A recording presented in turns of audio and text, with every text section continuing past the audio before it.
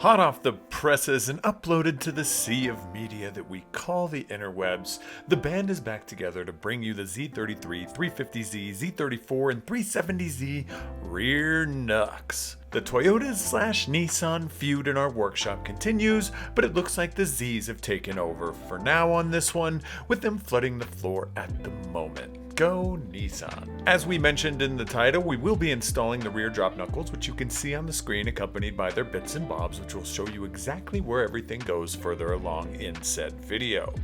If you didn't already know, we list absolutely everything you need to know on the product page, including the engineering features, installation notes, FAQs, alignment settings, and this very install video. This all updates on the frequent, so if you want to load up on your information and convince your parents that these are a great investment, I mean, come on, it's a no-brainer. Now that you know where to get your GK education from for these suckers, you may hear on the Gktech grapevine about their accomplices being the rear upper camber arms and the anti-squat kit. These go together like cheese Doritos and vanilla ice cream. Seriously, John says to try it, it's amazing. I cannot vouch. And we'll slowly uncover their distinctive relationship in future videos, so keep your notifications on blast. With that being said, let's rip this all apart and upgrade our lives, my guys. The first step in pretty much anything is to get the car up and remove said wheel. Take one last look at the aluminum knuckles and prepare for the job ahead. Now the install is pretty much the same for the 370Z, but we'll be carrying out today's electrifying install on our Shop 350Z. So keep that in mind whilst referencing this video. Get your zippity zapper in your hands and zap off the two caliper bolts that secure the caliper to the knuckle. Pro tip that we will never stop saying, because no one ever does it, is to zip tie your lines out of the way to save the strain on those goddamn brake lines. Just do it. If you've been blessed with twins, calipers that is, then remove the caliper from the other side of the same knuckle and zip tie that out of the way also, then proceed to rip that disc off in a semi-aggressive fashion. Now that it's off, you'll notice the drum assembly behind said disc. We need to tackle these pieces one by one carefully, so let's dive on in. First step is to jam the screwdriver into the top spring and unhook that from the left shoe. Then head to the lower spring and jam the same screwdriver in and pop that off the left side shoe also. This will take pressure off the top adjuster, which can now be removed as well. Then you need to head over to the shoe pin, which conveniently had a slit in them for your flathead screwdriver, push it inwards, twist and release. That should come out with the spring to suit. Go ahead and push, twist, and pop off the other side, then remove that shoe at the same time, keeping note of which shoe went on which side. Don't mess that part up. Then lastly, you'll be left with the handbrake lever at the bottom. Go ahead and throw that into an arm bar, pulling the cable out slightly, then popping the pin out of its little nook, which is what holds it in place. Get the biggest goddamn rattle gun you can find after texting all your friends and their dads, then loosen and remove the axle nut along with the washer and give that axle a couple of pushes to make sure it isn't seized. Otherwise, it's a whole other kettle of fish and you can begin to cancel your weekend plans and probably the week after that. Luckily, being that it isn't, we can continue to loosen and remove the main bolt that holds the handbrake cable to the knuckle and pull that out for now. Now, being that we're going to be removing the suspension arms off the knuckle, we need to support the super cool new Gktech toe buckets, and this arm is currently under spring pressure. We want to keep our pretty faces intact, and I hope you do as well. These buckets allow you to keep your spring and have adjustment at the same time in this totally not obvious shameless little plug. So go ahead and raise that up, just taking pressure off slightly, and loosen and remove the toe arm, bolt, and nut. Then you can let the jacks down, which will lower the arm whilst removing the spring at the same time. Head over to the camber arm, loosen and remove the nut and bolt, getting that out of the way and heading slightly upwards and loosening and removing the traction arm bolt and nut, as you may have guessed, getting that out of the way as well. Go up north and loosen and remove the rear upper camber arm nut, getting that out of the way. Now this means the only thing holding the knuckle in place is the strut. So with that in mind, support the knuckle at the bottom like you're holding a small newborn child in one hand, then loosen and remove the bolt holding the strut in place with the other, carefully lowering the child or knuckle down, as both are just as precious. Now go ahead and take said precious knuckle over to the bench. In our case, we've already cut the dust shield up to suit the dual caliper setup. But Dan, how can you have a dual caliper setup on an OEM knuckle? Well, if you peep your head slightly, you'll see we're using our weld-in aluminum dual caliper brackets Anywho, you do need the main middle body of the dust shield and the hub and drum assembly to bolt to. This keeps the correct hub offset. So you can either cut everything else off but the main center section, or you can trim cutouts just like we have for the knuckles. Either way is totally fine, it's all personal preference. Now let's flip the hub around and perform surgery on this bad boy. The first step in surgery is to loosen and remove the 4 hub bolts that lock that hub in place. Then loosen and remove the 2 nuts that hold the handbrake cable mount in place. And just like that, you can remove the knuckle, which reveals the dust shield, then remove the dust shield, which reveals the hub, and that's pretty much all the revealing we're going to do today. That's what makes up your rear knuckle, my guys. And you've now broken up with your old knuckles and moved on up to the big boys with the best rear drop knuckles in the world. So get those old ones out of the way in the sassiest way possible. Now we can do a reverse of everything we just did and assemble all of our components back together. First, slide the hub into action and then your modified dust shield cover over the top, then place the knuckle over the top of said modified dust shield. Now go ahead and wind all 4 bolts down, tightening them in a crisscross pattern to ensure you get an even spread of that load. Then flip that ish around and install the handbrake mount. Then flip that ish back around and throw the supplied inserts over the studs of the handbrake mount and wind the nuts on down also.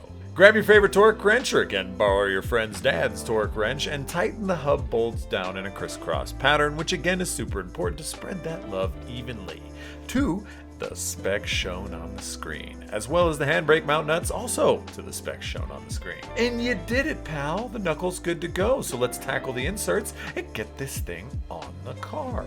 Now there are 2 different sized inserts that you need to remember, which might save you some frustration whilst installing. The 40mm inserts, being the shorties, aka Mortys, are for the camber and traction arms, and the 50mm inserts, aka the ricks, are for the coilover and tow arm. That is the official measurement guide at this point. Anywho, this part being extremely straightforward, install the ricks to their respective location and the Mortys to their respective locations, which keeps them a little bit separated and is laid out on the screen right meow. Loosen and remove the nuts and bolts that secure the axle to the diff and get that axle on out of the way. Now head back on over to the bench, get your knuckle, and let's fit this the textbook way since we're doing it all proper like. So, as we did before, go ahead and cradle the knuckle like a small newborn child again in one arm and lift it up to the strut, sliding that bolt through and screwing down to hold the knuckle in place. Now go ahead and push that upper camber arm down into its place while winding that nut on, tightening, then torquing that nut down while you have the most amount of room possible with that axle removed, and torque to the specs shown right here on the screen. Throw that pesky old axle up through the hub, then throw each of the axle bolts and nuts on to secure it to the diff, whilst tightening and torquing each one of them down to the specs shown here on the screen, not forgetting to make sure you tighten the first one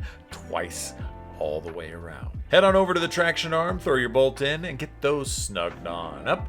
Then lastly, head down south, throw the camber arm up, launching the bolt through and winding that nut on as well. Don't worry, we'll tighten these as soon as I can feel you breathing heavily from here. Before we do that, we need to secure the handbrake cable to the knuckle, and as you can see, there is an opening on the knuckle. And which you can see on your screen also, there is a flaccid cable dangling in the wind. With the supplied spacer and bolt, split and slide that in. Wind and go ahead and throw the bolt through with the lights on this time, and casually feed that through while tightening and torquing them to the specs shown right here on the screen. Head on over to the other side and give the cable a flick, mostly for fun or to make sure it didn't jam up the process and moves freely. Throw your spring back in its home, and now if you remember this from before, the tow arm is under tension, being that it houses the spring, so casually pump that jack up, lining the arm up to the knuckle with just enough throw that the bolt can go through the guts, and then you can slap the nut on from behind. And finally, we arrive as a family to the critically acclaimed pièce de résistance, the tightening and torquing of these arms to spec. Starting our tightening and torque masterpiece is heading up to the strut and doing a good old-fashioned T&T to the specs shown right here.